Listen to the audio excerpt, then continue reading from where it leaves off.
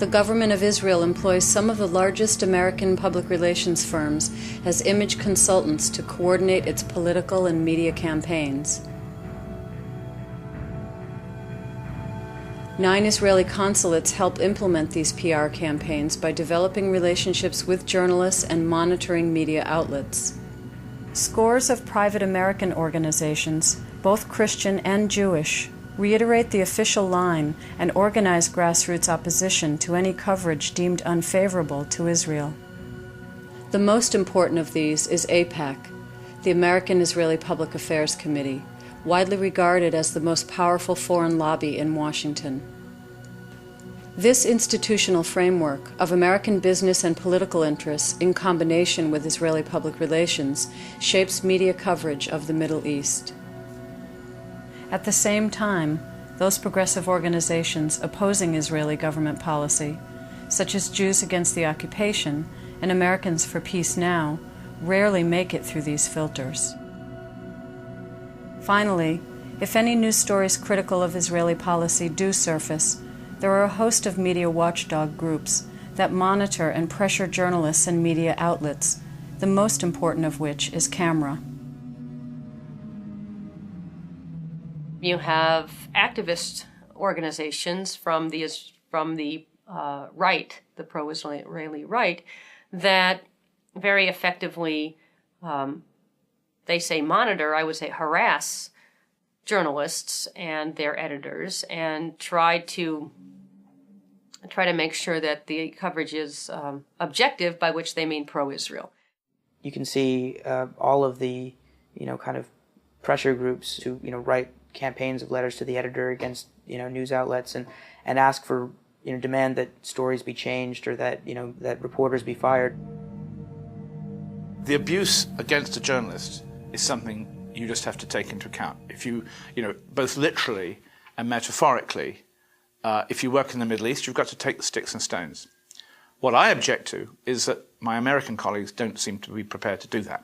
And even in Israel itself, you can find the main daily newspapers, like Haaretz, for example, provides coverage on the ground and analysis, some of which has views on the conflict that that would be almost beyond the pale for an American journalist, say at the New York Times, to write. The main major television news networks and newspapers in the United States have long ago got their fear to be supreme over their duties as journalists. They are not monitoring the centers of power when it comes to the relationship between America and the Middle East, Israel and America and the Arabs and the Palestinians. They will not ask the right questions, they will not report it using the correct words, they will not confront the reality, and they've given up. And I think once you acquire fear, it's very difficult to get rid of it.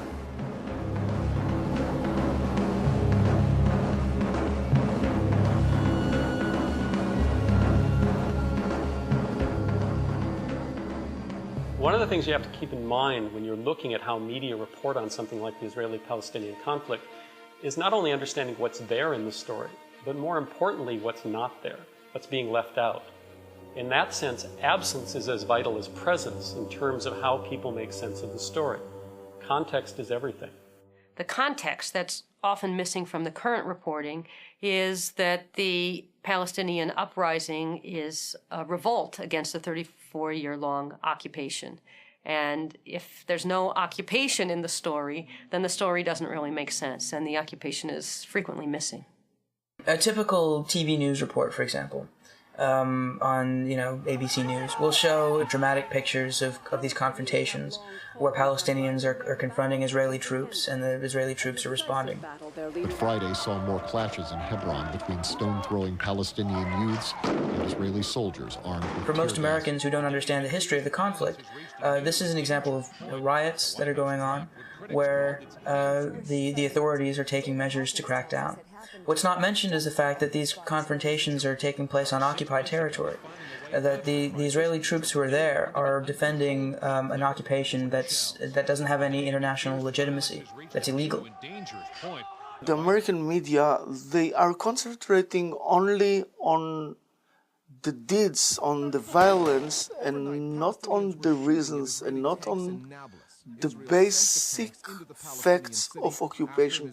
Israeli troops were pelted with stones, and they responded with tear gas and rubber bullets. This is not presented as an army using its arsenal against young people who are largely unarmed and who are protesting because of the occupation, the siege, the total oppression of a whole nation.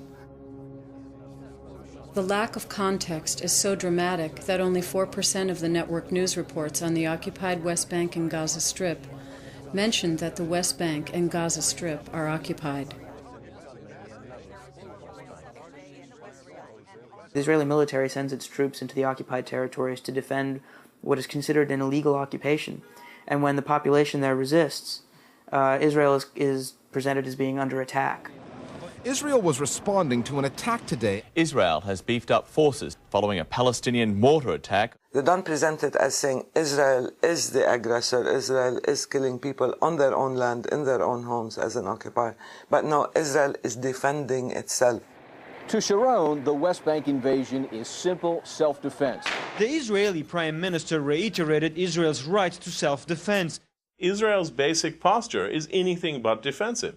Israel is the only country in the world right now which, in contravention to UN Security Council resolutions, maintains tens of thousands of heavily armed troops outside its borders in somebody else's country for the sole purpose of taking their land away from them and in the process forcing them to live under the worst form of tyranny imaginable, which is a foreign military dictatorship. The tanks, the gunships, the snipers, they are all on Palestinian land. And I don't see why they have to protect themselves on our land if they're occupying our land.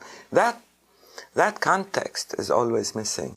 A crowd throwing stones and homemade stun grenades at the soldiers, the troops opening fire, killing 2 Palestinians and injuring... So even when Israel is busy murdering people in cold blood, it is always presented as part of the self-defense mechanism of Israel. When Israel in the occupied territories now claim that they have to defend themselves, they are defending themselves in the sense that any military occupier has to defend itself against the population they're crushing. Prime Minister Ariel Sharon justified the siege as self-defense. You can't defend yourselves when you're militarily occupying somebody else's land. That's not defense. Call it what you like, it's not defense.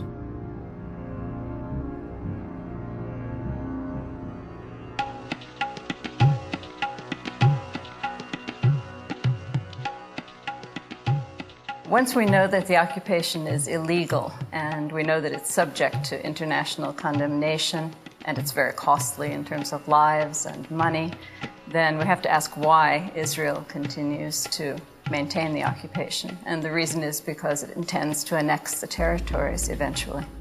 For decades, Israel has been colonizing Palestinian land by building settlements on that land. The settlements are in contravention of the Fourth Geneva Convention that forbids the transfer of population into land colonized by illegal force. The settlements are dotted throughout the Palestinian territories and are set up strategically, often on hilltops, to give Israel military control of the land and its natural resources, namely water. The settlements, together with the surrounding land that they have expropriated, control over 40% of the West Bank and Gaza Strip. The Israeli settlements are Jewish-only settlements, and they are linked together by a network of bypass roads that carve up the West Bank, restricting Palestinians' freedom of movement, and that simultaneously link the settlements to Israel proper. The strategic placement of the Israeli settlements and the bypass roads can be described as an Israeli matrix of control over the occupied territories. The purpose of the settlements, the purpose of the bypass roads is, in the end, to create a web of control that will make Israel a permanent possessor of the territory, and the rights and interests and concerns of the indigenous people of the land, the Palestinians, the big majority, are not of interest here. Given that Israel's goal is eventual annexation of the occupied territories, the settlements, of course, are a means to attaining that goal, but they would appear to be threatening colonies if they were presented in their true light. So better to hide their identity, to sanitize the language that describes them. CNN sent out a memorandum to its staff in the Middle East. In future, Gilo is to be called a neighborhood. The Jewish neighborhood of Gilo on the outskirts of Jerusalem. The Israeli neighborhood Gilo. Gilo, a Jewish neighborhood in East Jerusalem. Now, there's a great deal of difference between a colony, which is what the settlement is, colon as the French say, and a neighborhood. A settlement, an Israeli settlement, is built for Jews and Jews only on Arab land, and it's illegal, against international law. A neighborhood is just a nice, friendly place. This is southern Jerusalem, a quiet neighborhood. And while the only thing beating down on me right now is the rain, bullets frequently rain in this area, which is the reason those Israeli tanks are right back there. So by pressuring journalists into changing the use of words, by making them alter their lexicon, by linguistically changing the narrative story, not only are the journalists kept in line, this is the language, this is the system of linguistics you must use, but it also successfully takes away from one side in the dispute, the Palestinians, the reasons why they act in the way they do, whether we approve of it or say that it's a wicked thing. When we look at the British press, which remains pretty independent of the Israeli public relations machine, you get a very different story about the settlements. They emphasize both the illegality and their vital importance in the conflict. They look like ordinary Israeli neighborhoods, suburban, modern and comfortable. But the Jewish settlements in the occupied West Bank and Gaza Strip are now the key issue in the conflict between the Palestinians and the Israelis. There are something like 200,000 Israelis living on land captured from the Palestinians in the war of 1967. The government knows it's under intense pressure to stop expanding the settlements, which are illegal under international law. But the people left with no choice are the Palestinians. They see every new Israeli building on occupied land as a gross violation of their sovereignty, and they insist that the Israelis must stop all building. In contrast to British coverage, in American news coverage, the settlements are downplayed, and questions regarding their legality are rarely raised. In fact, there are times when they're flat out legitimized and defended. Israeli settlements are so interspersed throughout Palestinian territory that a border around them all would be too long to defend. And evacuating Jewish settlements, even those deep inside the territories, is politically impossible, at least for now. What American reports tend to obscure is the fact that the Israeli government has promoted the settlements as part of a strategy. The right is in government and armed with bulldozers, expanding in the West Bank and Gaza, staking a claim to the land, making space for new immigrants whose numbers are meant to counter the fast-growing Arab population. The insertion of a large Israeli population in certain areas gives the Israeli government a rationalization for refusing to relinquish control and to give Israel an argument that this part of the occupied territories has become so Israeli, has so many Jews living in it, that it simply has to be annexed to the state of Israel, which is why you can see East Jerusalem completely ringed by a pattern of heavily fortified Israeli settlements designed to cut East Jerusalem off from the rest of the West Bank for the permanent domination and eventual annexation of, at the very least, key areas, if not, in the end, the whole thing. The settlements are illegitimate by international law, but what's worse is that many of the occupants of the settlements, their founders and people who live there today, are very aggressive toward Palestinians. They go around fully armed,